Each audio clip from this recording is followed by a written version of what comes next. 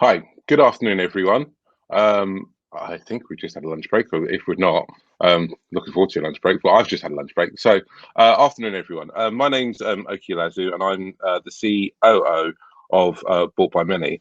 And I'm here to sort of facilitate this session, really, or the keynote panel, which we called "Creating the Right Atmosphere for Your People Disruptors to Succeed and Drive Performance, Innovation, and Business Impact," which is quite a mouthful, but don't worry. In the next half hour, we're going to get to the bottom of what that really means.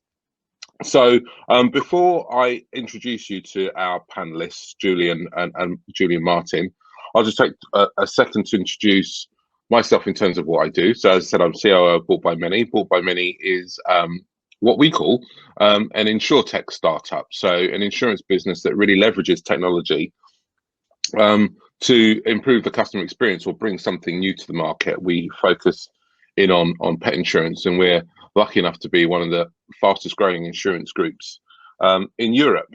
And the thing about insurtech is it's got the title tech in it, and so people think, are you all about tech? But this session is all about really the interaction between people and tech. You know, we like to think of ourselves as a customer experience business that happens to do insurance. And we're always searching for that sweet spot, actually, between technology and people, you know, where technology enables people to give great service. So we may touch on that as we go through the following half an hour, but that's really what I'm about and what we're about as a business. So looking at our back to our panelists, Julie, who is the Chief Culture and People Officer at Kura, which is an outsourcer, which she'll explain a bit more.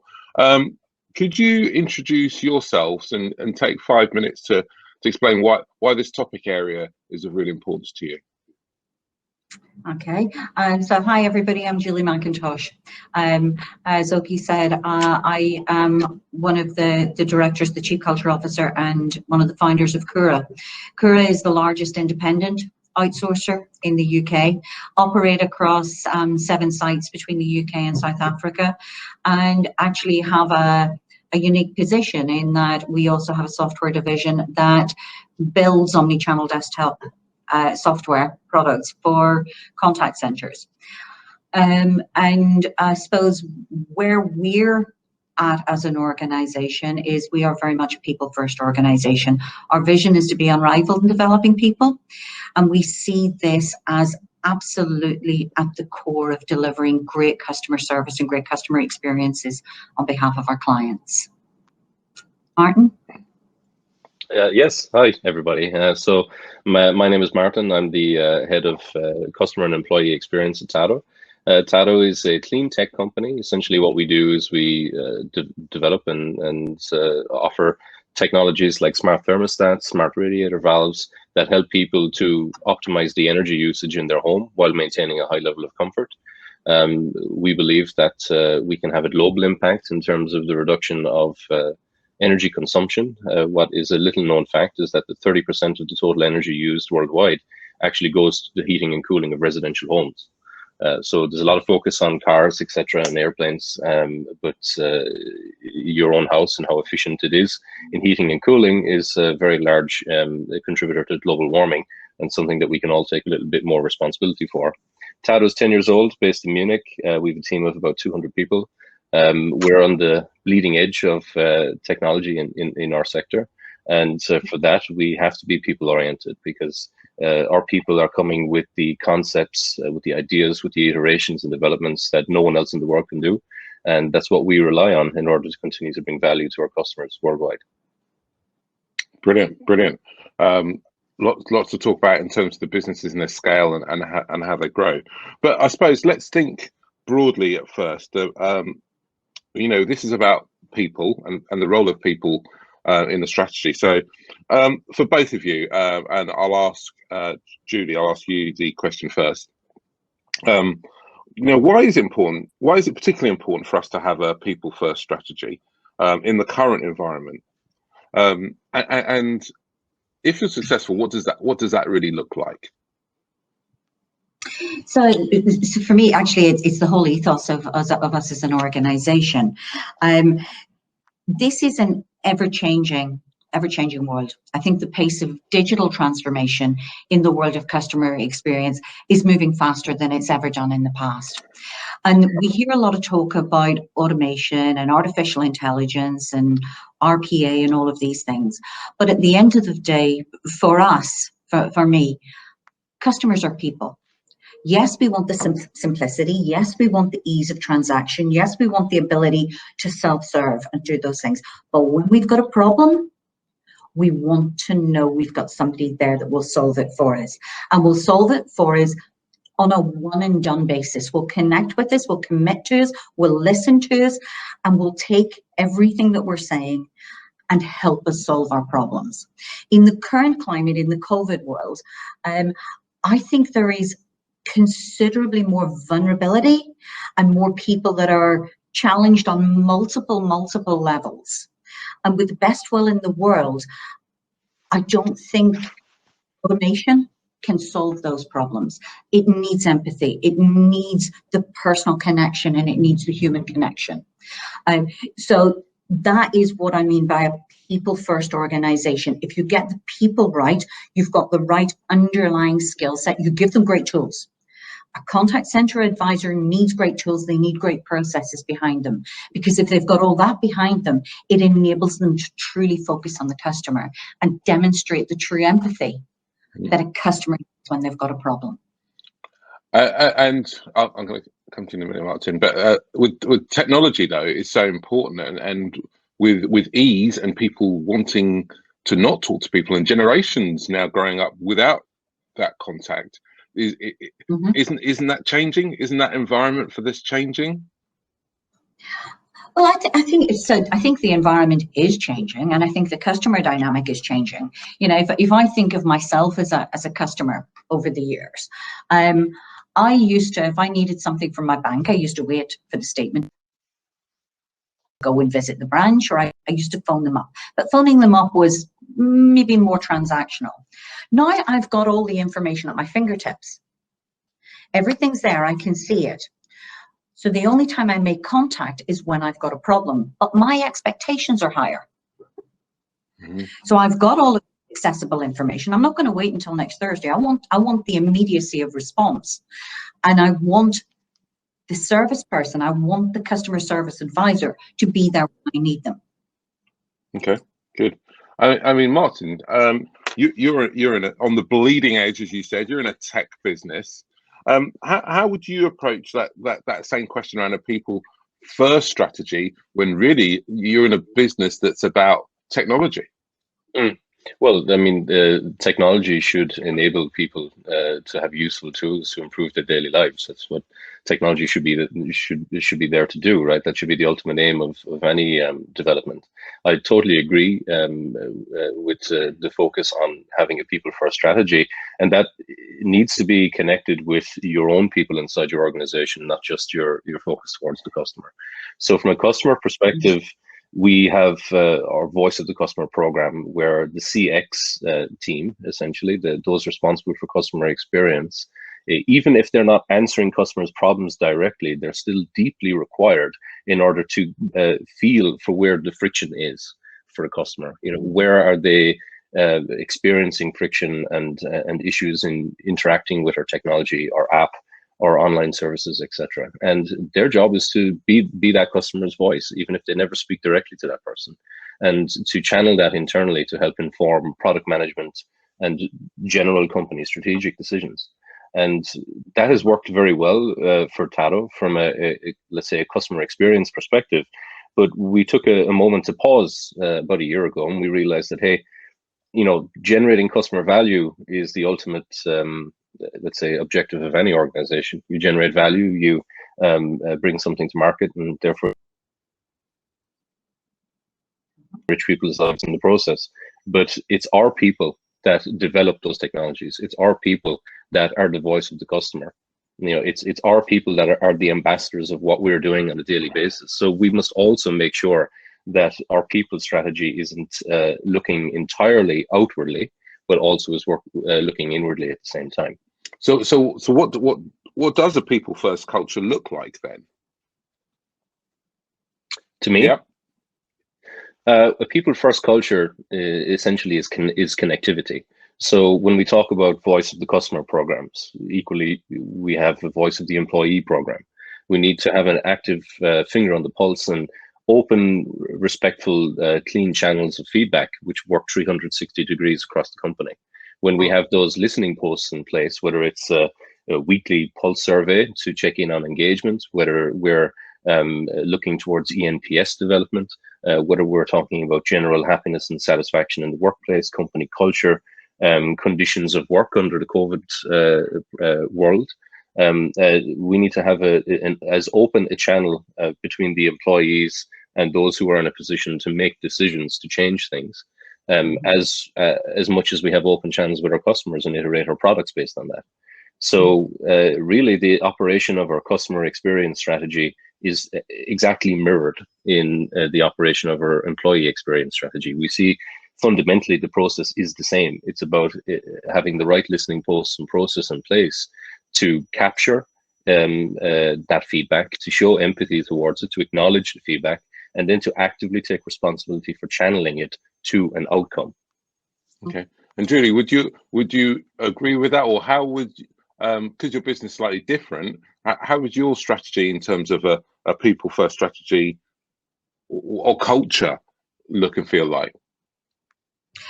So I actually agree with Martin that it's about connectivity. Ours is a slightly different environment, but it's having people aligned to the purpose of their role.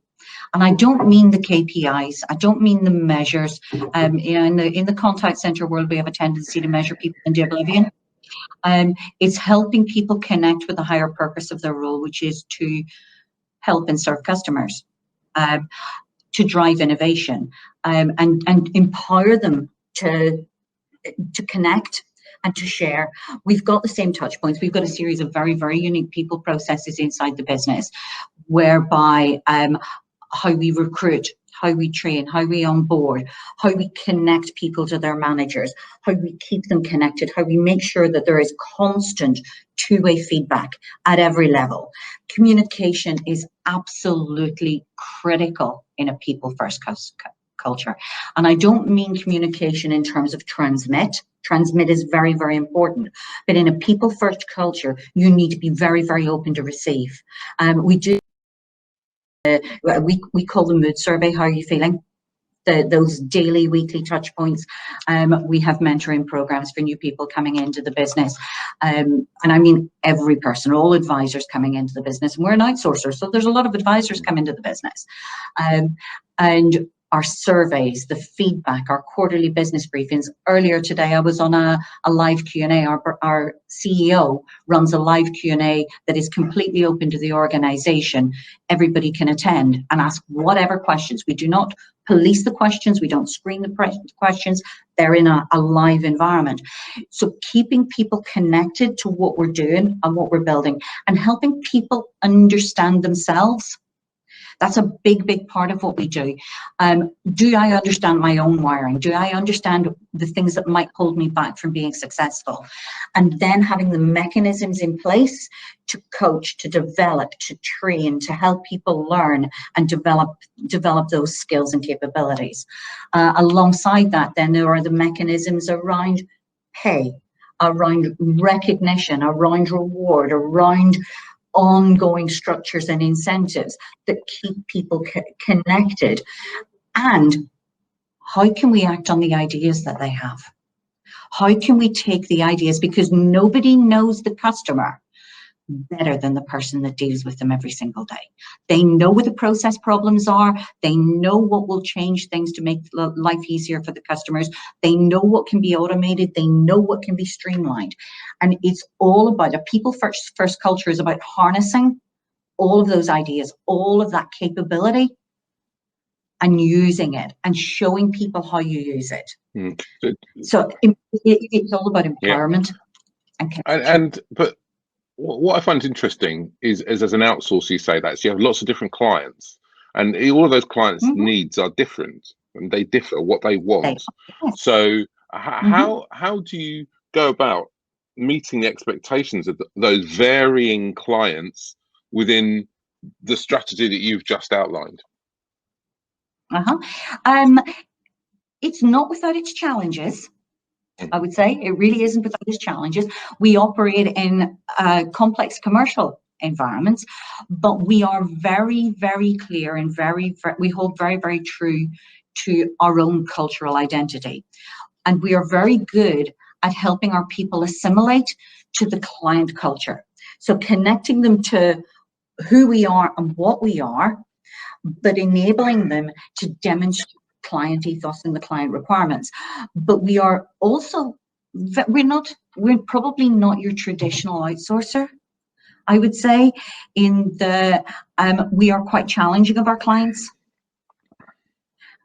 Where it goes wrong in outsourcers is where you develop the master-servant type relationship, and the outsourcer doesn't bring their own expertise and their own passion and their own energies to the relationship.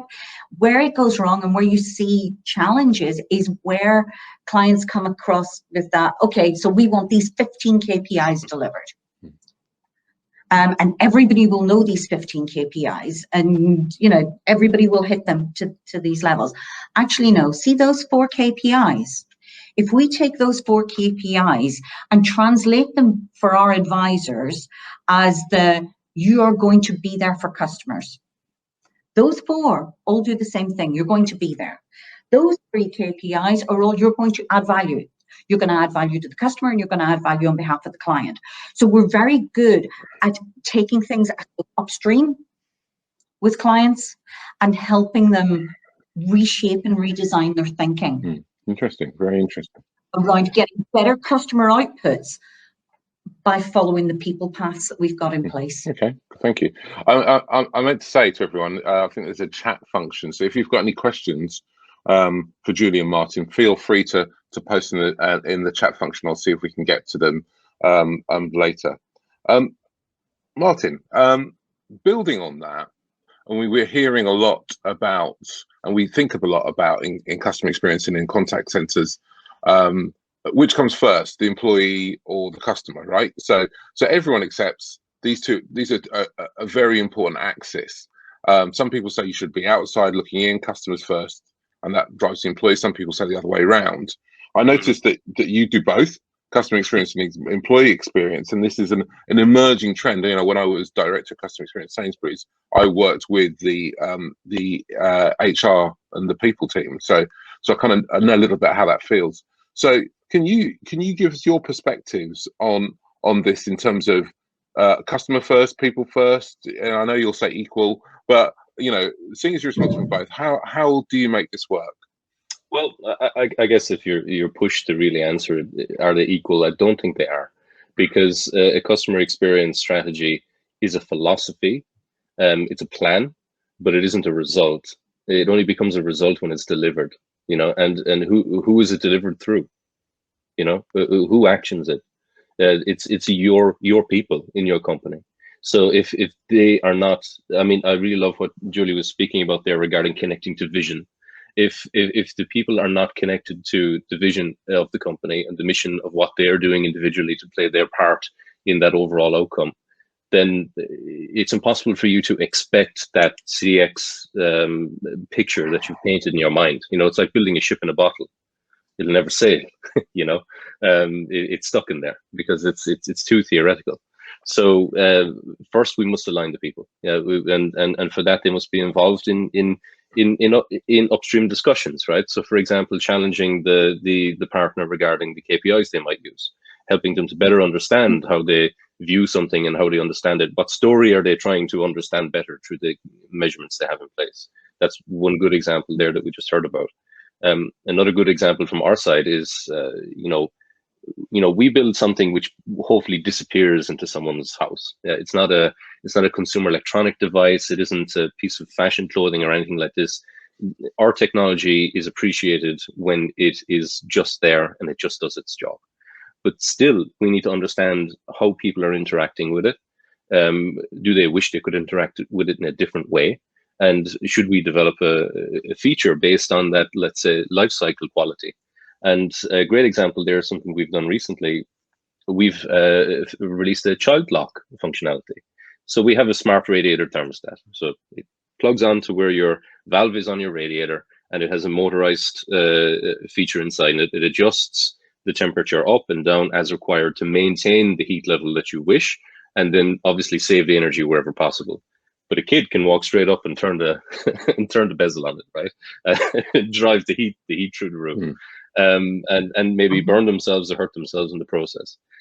So that feature request came from our community, but it was our people who were listening. It was our people who had they developed the active voice of the customer program to put the listening post in place in the first place.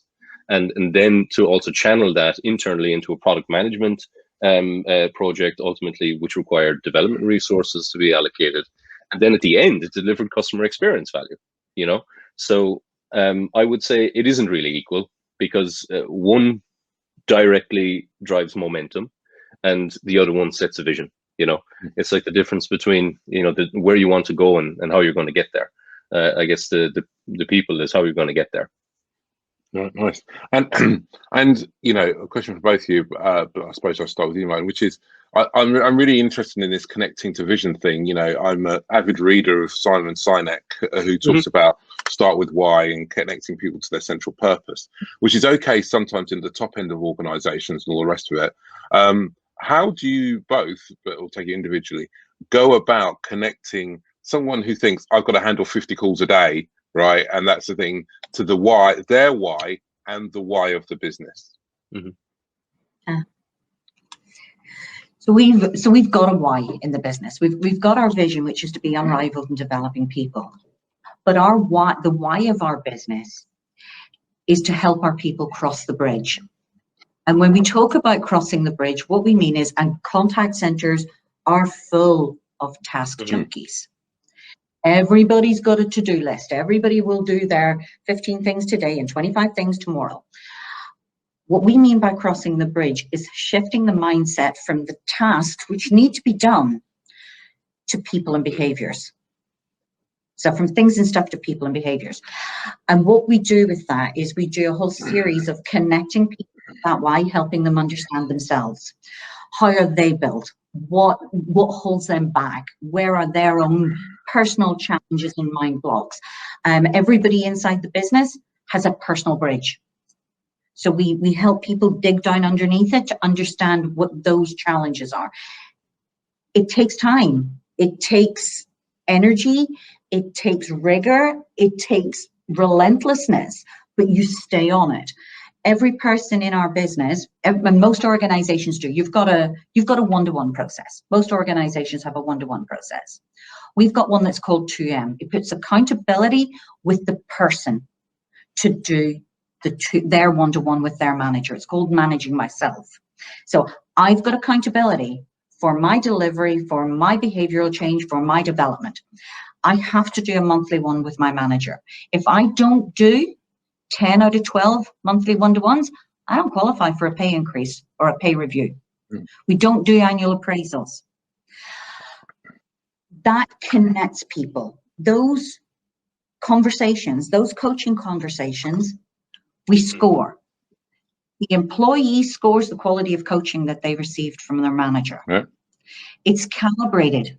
It's calibrated with the next level up and HR. When I introduced the quality scoring into the business circa 2.5 years ago, and 2 years before that, it was I'm checking to make sure they're done. Introduced the quality scoring mechanism, it was a 2 out of 10 at the organization level. Today, it's 8 out of 10.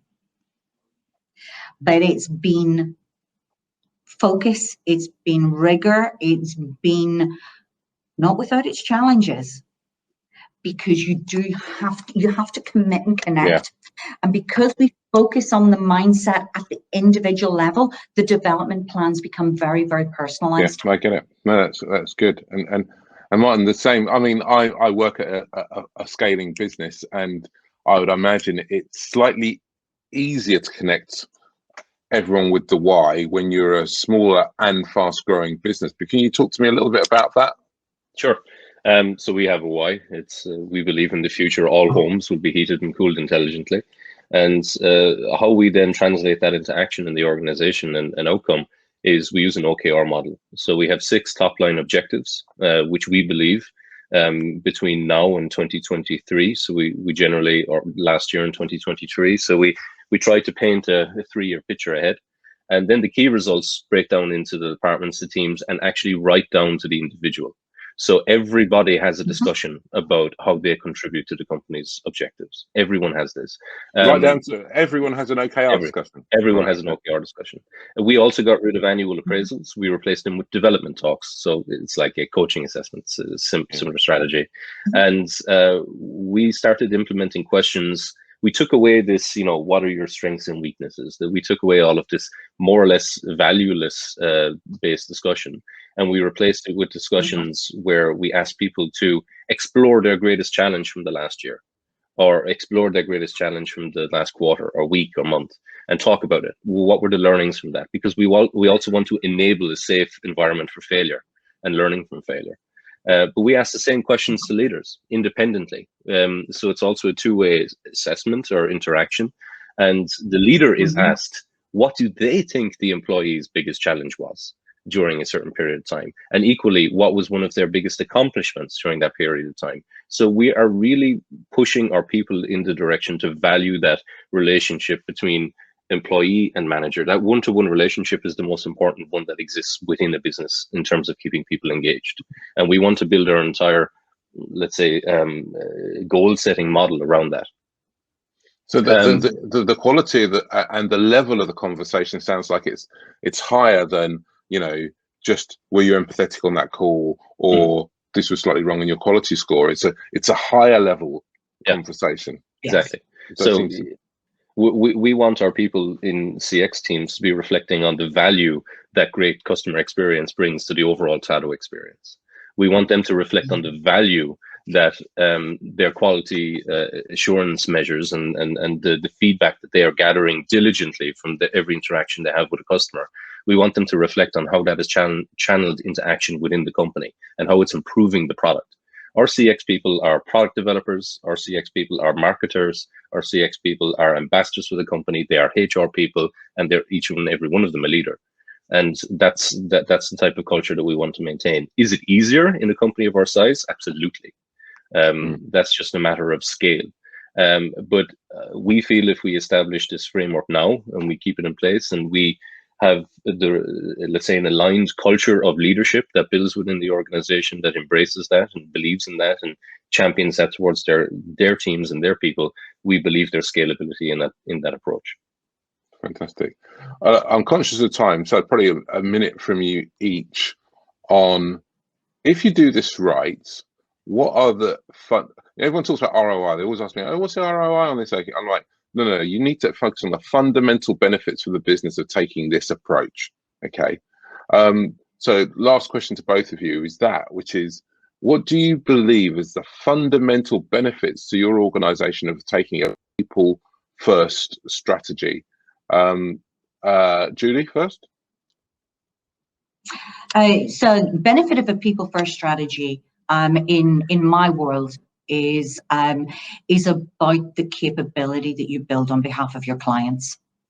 And it's about the end results that you give your clients. It's about the innovation. It's about the creativity. It's about the continuous improvement. And it's about helping clients move forward. It's helping them service their customers better. And at the same time, helping me develop my people. My management population, 80% of them come from inside the organization today. Because of the development paths that we've got in place for people, because of the approach we take. That means you retain knowledge.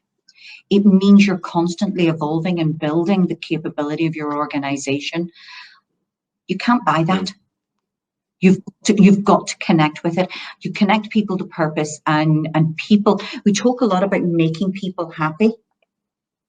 I believe as organizations, you enable happiness. You don't make happiness.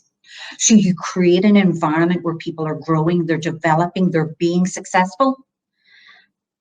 Satisfaction and happiness comes as a result. Great. I think that's amazing. And last word on this, to you, Martin. Fundamental benefits for the organization of taking this sort of approach. I think it's execution. At the end of the day, when we have engaged people resulting from a people first approach within an organization, everything that Julie said is true. Further to that, or in addition to that, we get input. We don't just get we don't just get compliance, we get commitment. And that commitment drives, it's an intangible value, because people who are in this position in the company, so close to the customers and their experiences, they are the ones with the silver bullet idea. They are the ones that will come with that single thing you should do from an experiential perspective, or a new product iteration, whatever it is. That is your focus group at the end of the day. And I think that's the key benefit you get from this. Brilliant. Well, thank you, Julie. Thank you, Martin. I think it's been an amazing insight to both your organizations, but more importantly, to the power that people bring, even in a tech first business or whatever you want. Every business is going to require people, and people are the ones who create the ideas, not just the customer, the agents, but the people who work with the agents, the people who build things for the agents. And so we can't ignore people in the way we conduct our business and our strategy, how we move it forward. And so, connecting, the thing I'll take away is the both of you connecting people to the purpose and to the why is fundamental. It's not just for senior managing directors, it's for everybody throughout the organization. If you do that, you'll achieve real significant benefits for you and for your organization. So thank you very much for your insight. And hopefully people found that session really, really useful and insightful. Thank you. Thanks, guys.